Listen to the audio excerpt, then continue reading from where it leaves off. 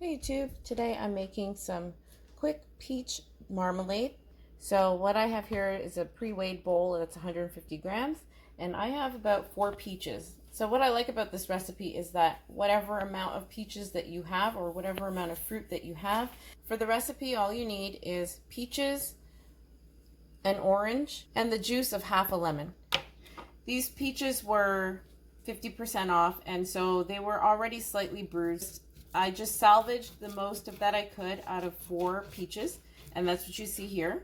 To that, I'm going to add the orange, and I'm going to thinly slice it. You can see here I'm thinly slicing the orange, so that'll make smaller bits of marmalade.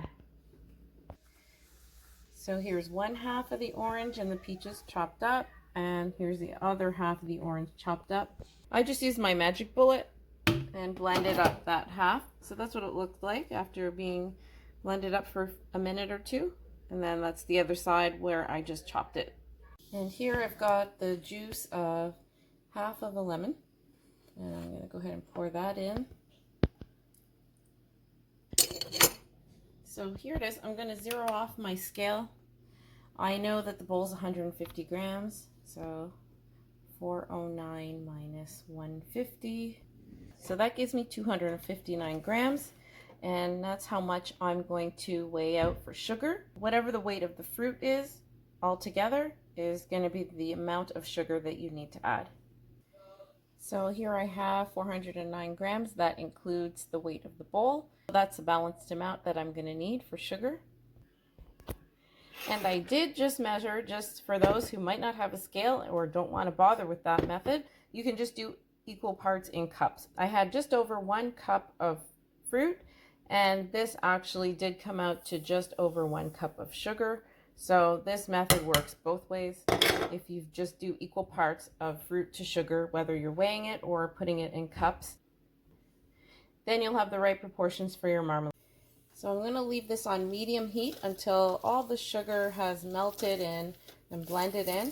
And once it gets all blended in, I will change the temperature to medium-high for it to start boiling.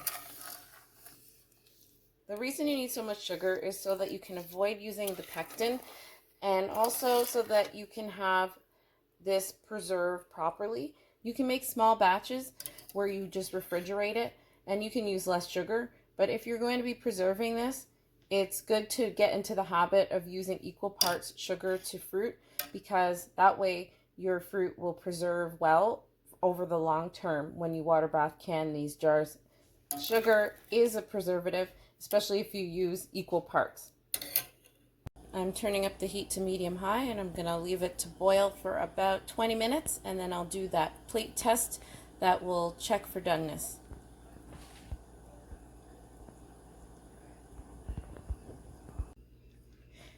So here we are 20 minutes later. It's looking nice and thick, but I'm just going to double check by taking a really cold plate that I'm going to take out of the freezer. It's been there for a couple of minutes, and I'm just going to test by adding a little bit of this marmalade to the plate, and I will push it with a spoon to see if it wrinkles up. Then I'll know it's ready. Okay, here it is. I'm going to hold it in this direction.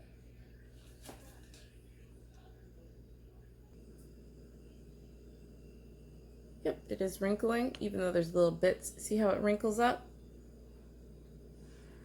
It's ready. I'm gonna taste this little piece here. Paddington would be proud. Very good. I'm just gonna go ahead and pour my warm marmalade into my clean jar here. I have not sterilized this jar, and that's because it's going in the fridge after. If you want to water bath can this so that it can stay out of the fridge and on the shelf indefinitely, I would suggest water bathing it for about 20 minutes. And by water bathing it, I mean putting it in boiling water. Once the water starts boiling, letting it boil for 20 minutes in the jars, and then taking it off the heat and letting it cool. So here it is, now that it's cooled down a little bit. You can see the golden color in it. Oh, it looks so pretty. That's just a little bit extra, but it made a half pint plus a little more. And it's really hard to see in the can see that kind of sunset color of marmalade in there.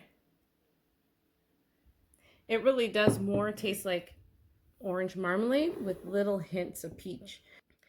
The taste would pretty much depend on how much peach you actually put in, but for the small amount of peach that I put in, it's just got a nice hint of it and mostly tastes like marmalade.